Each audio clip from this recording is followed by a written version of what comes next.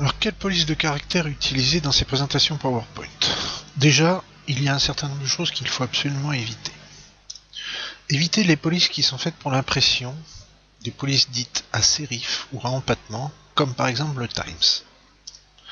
Éviter des polices qui vont être relativement illisibles ou fatigantes à la lecture, notamment des polices en italique.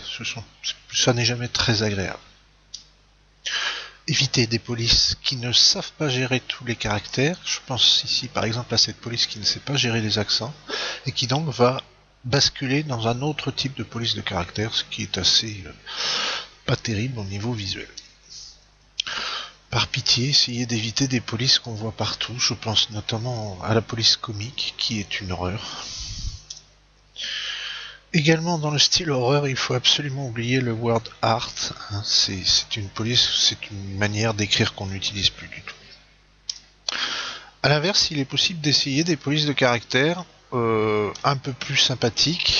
D'abord des polices simples, douces, c'est-à-dire rondes, et des polices qui sont toujours efficaces.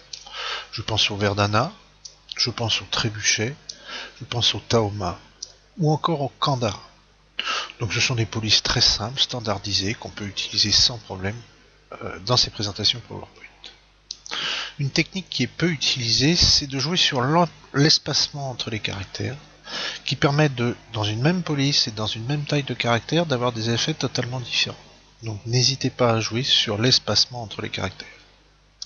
Enfin, si vous vous intéressez vraiment aux polices de caractère et que vous souhaitez jouer un peu avec les polices, allez chercher un logiciel qui s'appelle Megafonts, qui est en téléchargement gratuit et qui installe plus de 1000 polices sur votre ordinateur.